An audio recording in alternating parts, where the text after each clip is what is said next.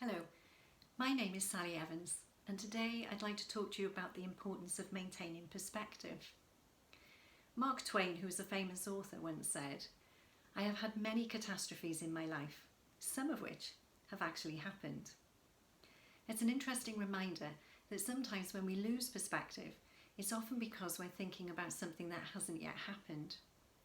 With everything that's going on in our lives at the moment, it's easy at times to feel overwhelmed by responsibility, or perhaps to be overcome by our emotions and our emotional responses to situations, and we can lose sight of our perspective.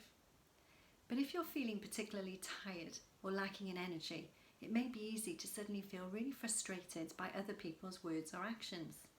We can sometimes become a little bit intolerant or impatient of others. For some people, this may be the downside of just being so in tune with the world around you. Sometimes it just gets on top of us. But when people say and do things that really bother us or make us feel insecure in any way, it's important for us to just stop and pause for a moment and consider that there may be another way to look at this situation. Consider the likelihood that it's not really about us. Rather, it's probably more about what's going on in their life than anything else.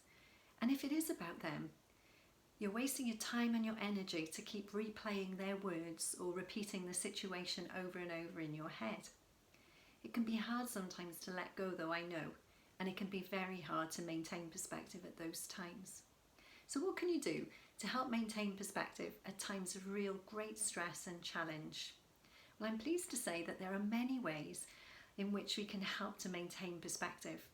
But one of the most important strategies is just in the moment, is noticing in a difficult and challenging moment for you just how you are thinking. And you need to catch yourself and notice how you're thinking, just long enough to readdress or reframe that thought that you're having. So just in that moment, ask yourself, is what I'm thinking right now and how I'm thinking actually helping me? If the answer is no, you could replace your thought with something far more helpful, and that will help with your perspective of a situation. We can actively change the meaning of any situation in our life to one that can really empower us.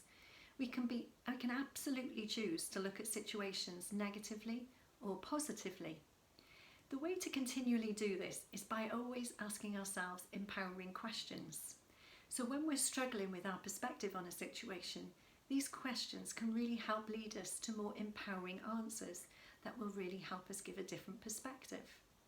So, for example, we could ask, what is good about this situation? What is funny about this situation? We could ask, how is this situation making me feel stronger? Or what am I learning? We could also ask, how can this situation help me? Or how could it help others? Another activity that I invite people to undertake is to learn to focus on things that we can control and learn not to focus on the things that are really outside of our control. So allowing things that we cannot control to upset us will really set us up for frustration, and it will decrease our quality of life and our well-being. It will certainly affect our perspective. So instead, if we focus on things that are well within our control, such as our own behaviours, our own emotional responses, our own gratitude practice, undertaking kindness for others, and importantly, asking ourselves those helpful, empowering questions that I mentioned, we will give ourselves a much greater sense of perspective and the real power to leverage the good things in our life. One thing I know is that we can always control in our life is our attitude and our perspective. So I hope the tips that I've given you today will prove useful.